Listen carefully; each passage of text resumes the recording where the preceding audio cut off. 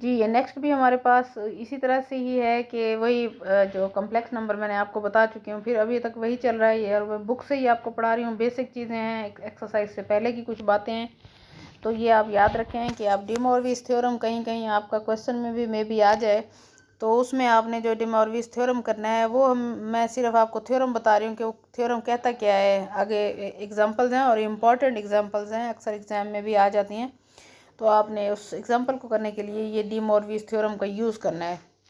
अच्छा, D मॉर्विस theorem में वो कहता क्या है आपसे, वो ये कहता है डी मॉर्विस के आपने जब कोई भी ये जो कॉम्प्लेक्स नंबर होगा ना एक्स प्लस योटा वाई, इसकी जो पावर हुआ करेगी, जो कि आपने पोलर फॉर्म में इस तरह लिख लिया। अभी पिछले लेक्चर में मैंने आपको बताया था कि एक्स प्लस योटा वाई को लिखते हैं r cos theta plus iota r sine theta. इनकी वैल्यूज़ लगा दें एक्स की और वाई की, ठीक है, उसकी पावर एन हो गया। ठीक है, अब हमने ये पढ़ा हुआ है कि जब हमारे पास ये कोई ब्रैकेट्स के अंदर कोई चीज़ कॉमन आ जाए, जैसे ये आर है और यहाँ भी आर है, तो हम उसको बाहर निकाल सकते हैं। यहाँ हमने बाहर ले लिया तो r cos theta plus iota sin theta आ गया। ठीक है, अब डी मॉर्विस ने ये कहा था, ये हमारे मैथमेटिशियन है, उन्होंने ये कहा था कि जब ये पोलर फॉर्म में कोई पावर आया करेगी ऊपर, तो हम ये किया करेंगे कि ये जो पावर होगी ना एन, ये इस थीटा के साथ लग जाएगी। जब इसको पावर को खोलेंगे ना, ये थीटा के साथ आ जाया करेगी।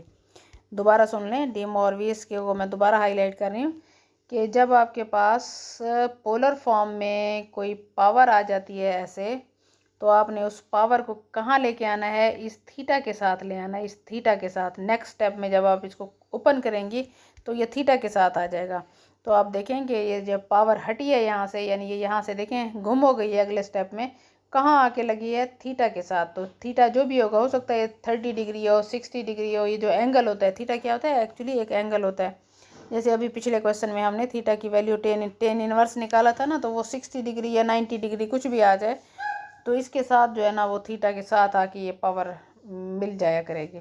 ठीक है, और उसमें कहता है कि अभी आर हमने फाइंड किया, वो ऐसे फाइंड किया, और फिर एंगल कैसे फाइंड किया, थीटा, वो हमने tan inverse y over x. ये भी यहाँ सही नहीं लिखा हुआ, इसको आप ठीक कर लीजिएगा। ये हमारा एक्स ओवर वाई नहीं है, ये हमारा क्या है, वाई ओवर एक्स है। Tan inverse y over x अभी भी आपने फाइंड किया था, तो ये भी आप इसको भी ठीक कर लीजिएगा।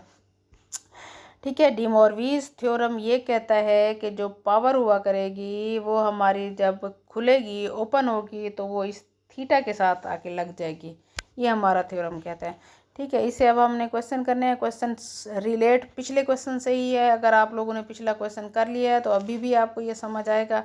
अगर पिछली एग्जाम्पल नहीं की है तो फिर अभी आप पहले उसे करें, देन आपको, क्योंकि ये उससे थोड़ा अगला स्टेप है। आपको जब पिछला ही नहीं आएगा तो आप आगे वाला कैसे करोगे। वहाँ हमारे पास सिंपल था, जैसे ये स्क्वायर रूट ऑफ 3 है प्लस अयोटा है, सिंपल था, हमने उस सिंपल को सॉल्व किया था। अब आपने पहला काम तो यही करना है कि उसी सिंपल को पहले सॉल्व करना है। स्क्वायर रूट ऑफ 3 प्लस क्या है हमारे पास, प्लस हमारे पास है जी अयोटा। इसको पहले उसी तरह सॉल्व करना है जैसे आपने पिछली एग्जांपल की है। क्या किया था वहाँ हमने ये कहा था कि ये जो कॉम्प्लेक्स नंबर है इसको हम ऐसे लिख सकते हैं कि that is equal to x, ये एक्स है हमारा, कौन एक्स है, ये 3 अंडर रूट, और ये अयोटा वाई, वाई कौन है, ये यहाँ से हमारा वाई निकलेगा, और वो जो हमारा वाई होगा वो हमारा दैट इज़ इक्वल टू 1 होगा। ठीक है, इसी क्वेश्चन में ठीक हो गया। अब हमने क्या क्या कहा कि x और जो y हैं वो कौन है, x हमारा है आर कॉस थीटा, ये आर कॉस थीटा x होता है। ये पहले मैंने आपको बताया था, जब मैंने पोलर फॉर्म बताई है कम्प्लेक्स नंबर की, तभी आपको बताया था कि x plus iota y is equal to r cos theta plus iota r sine theta, जिसको हमने पहले इक्वेशन नंबर 1 कहा था। ये आप बुक भी खोलेंगी तो उसमें पेज 25 पे आपको ये दिया हुआ है। वो लिखने के बाद आपने फिर वही काम करना है कि x ये है, y ये है, कौन है, y is equal to 1। Y को क्या लिखा था हमने, आर साइन थीटा। फिर हमने आर स्क्वायर निकाला था। आर स्क्वायर कैसे निकला था, वो निकला था एक एक्स का स्क्वायर प्लस वाई का स्क्वायर, ये हमने निकाल लिया। ये हमारे पास आर की वैल्यू आ गई। थीटा निकाला था, थीटा होता है जी वाई ओवर एक्स, ये हमारा वाई है, ये हमारा एक्स है। Tan inverse 1 over square root of 3, calculator पे निकालें, 30 डिग्री आ जाएगा आपके पास। इतना काम हम पिछली एग्जाम्पल में कर चुके हैं। जब ये कर चुके हैं आप, अब आपका काम आ जाता है डी मॉर्विस थ्योरम की तरफ के उस सारे की पावर बना दें। यही हमारा जो क्वेश्चन था कि पावर 3 बना दें। डिमॉर्विस ने क्या कहा था कि ये जो पावर होगी ये इस थीटा के साथ आके लगेगी 3, ये थीटा के साथ लगी हुई है, नज़र आ रही है आपको। यहाँ ऊपर वाले में अकेला थीटा है और यहाँ 3 थीटा बन गया है। और पहले इससे पहले आपने आर को कॉमन भी ले लेना है, आर कॉमन आ जाएगा, फिर उसके बाद आपने लगा लेनी है पावर 3, तो वो आर की पावर भी 3 बनेगी और इसकी पावर भी cos theta plus iota sine theta की पावर भी 3।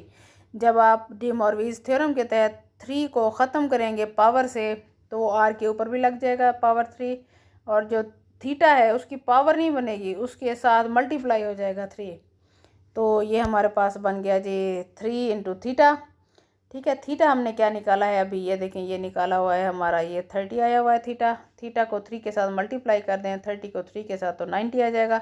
ये कैलकुलेटर से वैल्यू निकाल लें, कॉस 90 क्या आता है, साइन 90 क्या आता है, ये बन जाएगा हमारे पास। अच्छा, अब ये सिंपल क्वेश्चन है, देखें पहली एग्जांपल आपको करवाई थी वो आएगी तो आपको ये वाली आएगी। अगर ये वाली आएगी फर्स्ट वाली, जब आ जाएगी फिर आप सेकंड पे आइएगा, क्योंकि सेकंड फिर भी आपको समझ नहीं आएगी अगर फर्स्ट नहीं आई हुई तो उसमें आप क्या करेंगे, उसमें जी आपने यूँ करना है कि 2 टर्म्स दी हुई हैं, एक टर्म ऊपर है एक टर्म नीचे है, ठीक हो गया। अच्छा, जब ऊपर नीचे 2 टर्म्स आ जाती हैं आपके पास तो आप यूँ करें कि एक को अलहदा से सॉल्व कर लें, दूसरी को अलहदा से सॉल्व कर लें। कैसे कि आप पहले ये ले लेंगे 1 माइनस 3 आयोटा वाली टर्म, ओ सॉरी जी, ऐसा करें कि आप पहले जो है ना इसको ये वाला एक पार्ट ले लें, इसको लिख लें अलहदा से। कौन सा, ये आप ले लें जी, ये वाला 1 माइनस 3 आयोटा, ठीक है, इसको पहले सॉल्व करें इसके अंदर से, और ये 1 प्लस 3 आयोटा इसको अलहदा अलहदा सॉल्व करें। अलहदा कैसे किया ये देखें, लेट R1 कॉस थीटा 1, अब दो रेडियस आ गए हैं और दो थीटाज आ गए हैं, तो आप पहले वाले को R1 कॉस थीटा 1 लिख लें और दूसरे वाले को R1 साइन थीटा 1 लिख दें। ठीक है, वो कैसे होगा, उसमें हमारे पास जो ये x है यानी जो पहली टर्म है यानी ये वाली 1, ये हमारा R1 कॉस थीटा 1 हो जाएगा। देखिए ये मैंने ये लिखा, और जो दूसरी है R1 साइन थीटा 1, ये दूसरा वाला नंबर आ गया, माइनस स्क्वायर रूट ऑफ 3 आ गया। ठीक है, इसी तरह अब इसका हम r निकालेंगे, इसका हम थीटा निकालेंगे। ये r भी निकाल दिया और ये थीटा भी निकाल, जैसे पिछले क्वेश्चन का निकाला था। अब आप नीचे वाली टर्म ले लें, 1 plus square root of 3 iota. ये प्लस वाला जब था तो हमने उसके लिए ये ज़रा आप दोबारा देख लें, जो प्लस वाला हमने किया उसमें हमारा R2 कॉस थीटा 2, पहला क्या था R1 कॉस थीटा 1, वो भी 1 आया। देखें इस इधर नीचे वाले का भी 1 है। डिफरेंस कहाँ है कि ये जो दूसरी टर्म है ये माइनस की थी ऊपर, अब प्लस की है, तो R2 साइन थीटा 2 ये हमारा स्क्वायर ये आया, ये जबकि ऊपर ये माइनस के साथ आया हुआ था। अब क्या करना है, उसी तरह R निकालना है जैसे आपने पिछले क्वेश्चन में निकाला था R। अब ये हमारा R2 हो जाएगा, R2, और इसी तरह से ये थीटा 2 हो जाएगा। तो डिफरेंस कहाँ आया, ये देखिए यहाँ माइनस का आया था, यहाँ प्लस का आया, 60 डिग्री। अब हमने क्वेश्चन स्टार्ट कर दिया है, ये देखें ये वाला, ये मेरे पास ये लिखा हुआ है ये वाला। ठीक है, अब मैं उस तरफ आ रही हूँ। अच्छा, वो क्या कहता है, अब वो डिमॉर्विस थ्योरम वाला काम है। आगे आपने क्वेश्चन सॉल्व करने के बाद देखिए पहली एग्जांपल कराई फिर दूसरी कराई, अब ये तीसरी में आ रहा है कि अब दोनों का फ्रैक्शन आ गया है और फिर उसकी पावर है। अब पावर के लिए मैंने आपको यही कहा था कि पहले आप देखें, मैंने इसी में जो ये था हमारा, ये इसको लिखते हैं आर कॉस, ये हमारा r cos theta 1 plus iota r sine theta 2, r common था मैंने बाहर ले लिया। इसी तरह नीचे वाली टर्म का भी। अब आंसर किसका आपने जाना है, ये देखिए ऊपर वाले का -60 एंगल आया तो हमने -60 डाला, नीचे वाले का +60 आया तो हमने +60 डाला। अब पावर रूल यूज़ करना है जो डिमॉर्विस थ्योरम ने हमें कहा था कि ये देखें, ये हमारे पास 2 की पावर 5 आ जाएगा और नीचे वाले का भी 2 की पावर 5, या वैसे भी आप 2 को 2 से कैंसिल ही कर दें। कॉज -60 देखें, कॉज -60 है, फिर साइन -60 है, और फिर नीचे वाला है cos 60। अब ये 5 जो हमारे पास आया हुआ है ना, नीचे वाला 5, ये दोनों की पावर ऊपर और नीचे दोनों की होगी। नीचे वाले को मैं ऊपर उठा के लेके, तो आपको पता है नीचे की जो पावर होती है जब ऊपर जाती है तो वो -5 में हो जाती है। ठीक है, अब यही 5 आके 60 के साथ मल्टीप्लाई हो जाएगा, ये डिमॉर्विस ने कहा था। ये हमारे जो साइंटिस्ट मैथमेटिशियन है उन्होंने ये कहा था कि ये जो 5 पावर है ये इस एंगल के साथ जाके मल्टीप्लाई हो जाएगी। तो मल्टीप्लाई कर दिए, -300, ये भी -300, ये भी -300 हो गया। ठीक है, ये हमारा होने के बाद अब ये हमने इसको फिर 300 की जो हमने वैल्यू देख ली। ठीक है, और दूसरा ये है कि ट्रिग्नोमेट्री में या एंगल्स में हमारे पास जब भी कॉज ऑफ माइनस थीटा होता है वो कॉस थीटा के इक्वल होता है। ये आप याद रखिएगा, कॉज ऑफ माइनस थीटा। जी, ये कॉज ऑफ माइनस थीटा ये कॉस थीटा की इक्वल होता है। यहाँ माइनस लगा लें, ये माइनस नहीं लगा हुआ। ये हमारे पास कॉज ऑफ माइनस थीटा, ये माइनस लगेगा। माइनस थीटा जो भी कॉस के साथ एंगल आएगा वो माइनस में होगा, तो ये आप प्लस लिख लिया करें। ये हमारे ट्रिग्नोमेट्री के रूल्स हैं। और साइन के साथ माइनस थीटा लगा हुआ हो तो वो पहले आ जाएगा, साइन से अंदर से निकल के वो बाहर आ जाएगा। ये आपने फिर इसी के अंदर पुट कर देना है कि ये हमारे पास यूँ आ जाएगा। ये वैल्यूज़ लगाई हुई हैं, कॉस 300 प्लस अयोटा साइन 300, और ये कॉस 300 और ये माइनस अयोटा साइन 300। इनकी आप ये सारी वैल्यूज़ लगाते जाएंगे तो आपके पास जो है ना वो आंसर आ जाएगा। वो क्या आ जाएगा आंसर, तो वो हमारे पास आ जाएगा जी कॉज ऑफ 300 प्लस अयोटा। यहाँ देखें, ये थोड़ा सा यहाँ भी मिस्टेक है, ये ज़रा आप बुक में से दोबारा देख लीजिएगा। यहाँ मेरे ख्याल में प्लस आएगा, यहाँ भी आपके पास ये प्लस आएगा। ठीक है, जब आप इनको वो कर लेंगे, इनको वैल्यूज़ दे देंगे साइन और कॉस की, तो यहाँ हमारे पास एक जगह प्लस और एक जगह माइनस हो जाएगा। ये आप ज़रा बुक में से दोबारा भी देख लीजिएगा। नेक्स्ट हमारे पास ये आंसर आ जाएगा जी। नेक्स्ट हमारे पास ये एक्सरसाइज है, एक्सरसाइज 1.3। एक्सरसाइज 1.3 में भी फर्स्ट क्वेश्चन आप बेशक छोड़ दें, वो ग्राफिकल है तो ग्राफ्स इतने ज़्यादा इम्पॉर्टेंट नहीं है। तो नेक्स्ट ये है हमारे पास जी, मल्टीप्लिकेटिव इन्वर्स कैसे फाइंड करना है। मल्टीप्लिकेटिव इन्वर्स ये होता है किसी भी टर्म का, उसे हम z इन्वर्स कहते हैं। उसे हम नीचे ले आएँ तो वो 1/z हो जाता है, यानी ऊपर ये माइनस है तो ये नीचे आके प्लस हो जाएगा। ये हमारे पास 1/z कौन है, 1/-3 अयोटा। ये मेरे पास 1/-3 अयोटा लिखा हुआ है। इसको मैंने रैशनलाइज कर दिया है, अयोटा से मल्टीप्लाई भी किया और अयोटा से डिवाइड भी कर दिया। तो मेरे पास जो आंसर आ जाएगा वो ये आ जाएगा। अयोटा स्क्वायर की वैल्यू लगा दें आप -1, और ये हमारे पास आ जाएगा जी 3 के इक्वल। ठीक है, ये मैंने केमिस्ट्री के बच्चे तो मेरे ख्याल में ये कर चुके होंगे, बाकी बॉटनी और उर्दू वाले बच्चे आप लोगों ने ये एक्सरसाइज करनी है अच्छी तरह से। कि ये केमिस्ट्री के लेक्चर तो पहले स्टार्ट हो गए थे, उन बच्चों को मैंने ये खुद बताए भी थे।